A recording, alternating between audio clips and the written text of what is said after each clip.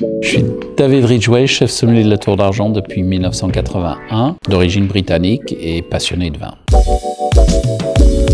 C'est une maison qui a toujours été très attachée aux vignobles françaises et au vin en général.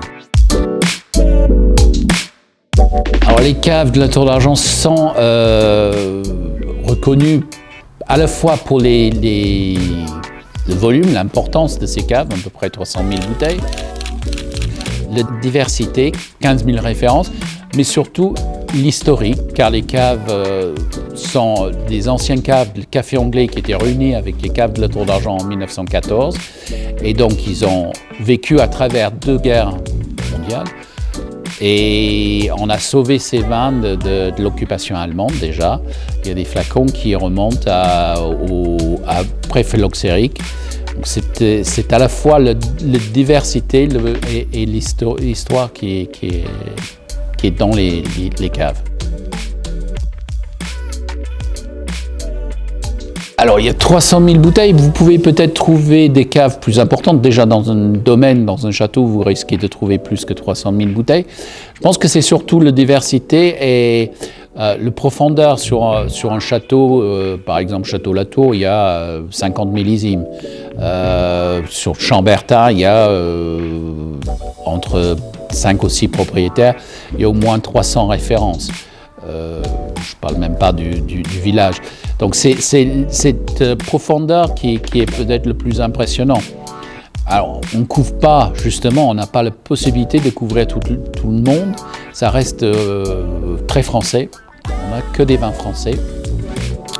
Parce qu'on ne peut pas faire aussi bien le monde entier.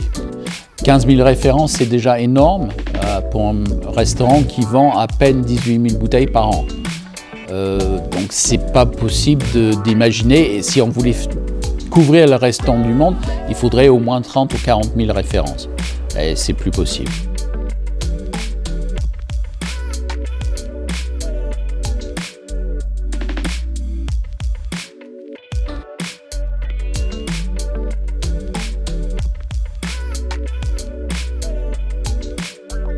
On couvre presque toutes les vignobles françaises et c'est difficile d'avoir une préférence. C'est comme mes enfants, j'adore chacun. Mais on est toujours été très attachés à la Bourgogne et on fait des associations, par exemple sur le canard Tour d'Argent, au canard au sang, avec le Chambertin, c'est un grand classique.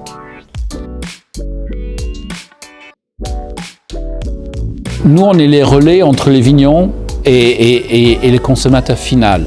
On est là pour mettre d'une meilleure façon possible les vins en valeur pour que le consommateur puisse dire fabuleux, waouh, c'est ça l'émotion qu'on attend à chaque client et à chaque gorgée du vin. Donc on fait tout pour que le vin soit mis dans ses meilleures conditions. On fait vieillir les vins pour qu'ils soient au optimum de sa capacité de faire plaisir. Et c'est ça la raison d'être du vin, c'est de se faire plaisir.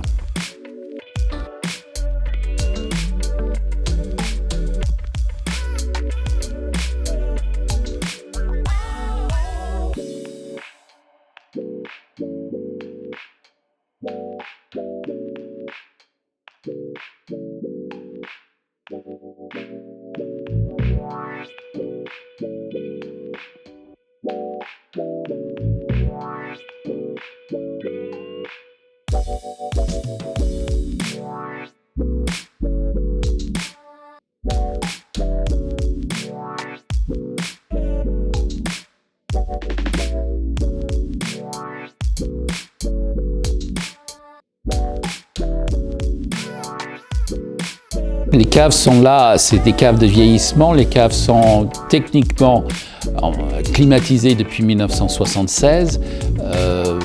Ils sont en pierre de Champagne, donc les mêmes pierres qui étaient utilisées pour construire Notre-Dame. Et c'est une hygrométrie grâce à la scène qui est derrière nous. On a une hygrométrie parfaite de 80%.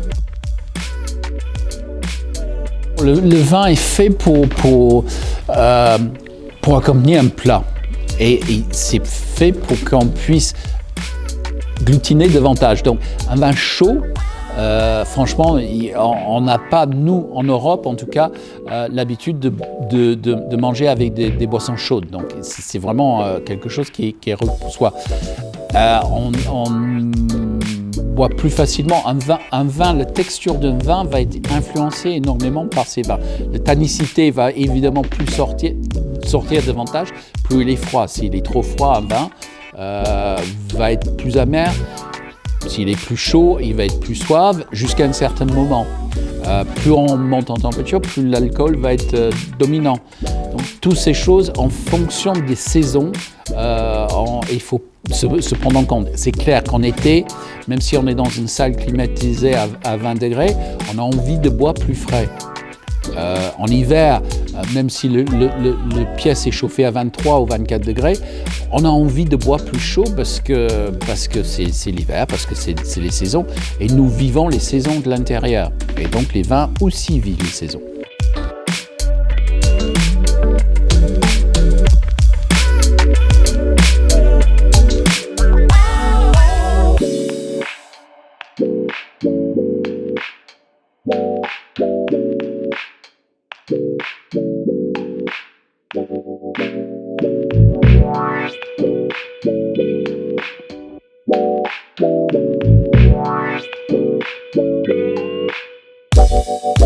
En général, on aura une tendance à servir des vins plus jeunes en été et plus aboutis en hiver. Mais si on sert le même vin en été, on va le servir 2 degrés plus frais qu'en hiver.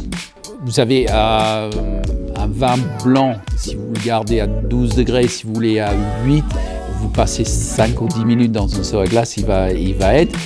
Et dans l'absolu, un vin qui est stocké à 14-15 degrés, si vous le passez en carafe, il va monter très rapidement de 2 degrés. Donc après, la température, c'est à nous de peaufiner.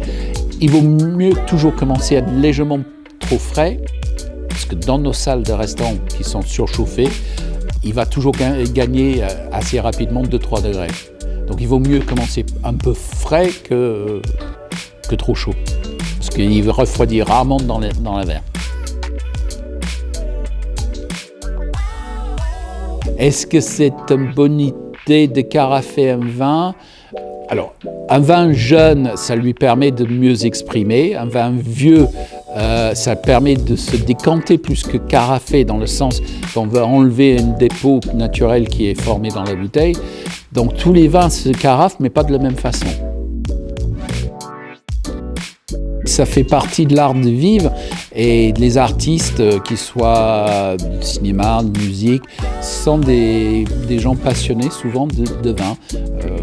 Ça, des gens comme Woody Allen qui adorent les grands vins, mais des gens comme Serge Gainsbourg, je me souviens, passionné de vin, il adorait l'Yquem, le Cristal Roederer, c'était pour lui très important.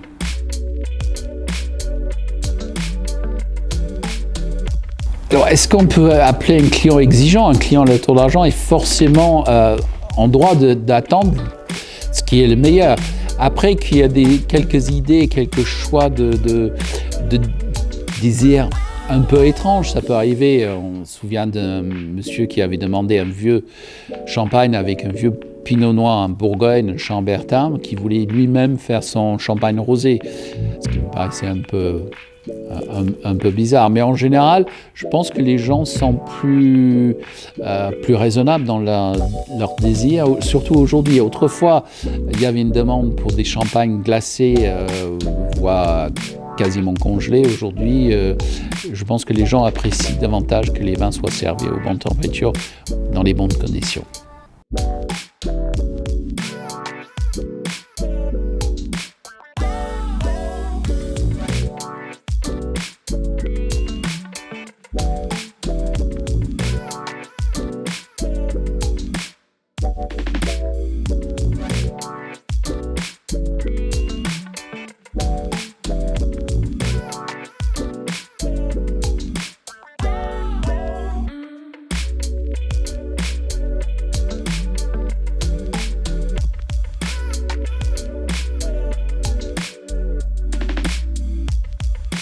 Alors, la petite épicerie est effectivement un moyen pour nous de faire profiter pendant ces fêtes, pendant la fermeture exceptionnelle de l'Auto d'Argent, de nos vins à maturité, des vins qui sont sublimes à boire aujourd'hui. C'est très compliqué pour les gens de garder des vins chez eux aujourd'hui, de faire vieillir les vins chez eux, surtout dans le centre de Paris.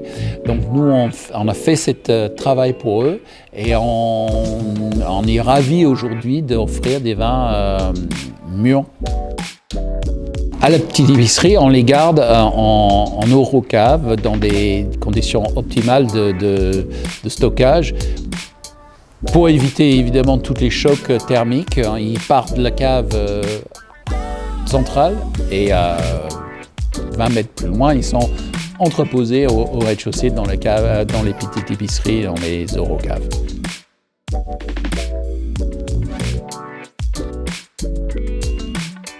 Pour éviter évidemment tous les chocs thermiques, ils partent de la cave centrale et 20 mètres plus loin, ils sont entreposés au rez-de-chaussée dans les petites épiceries, dans les eurocaves.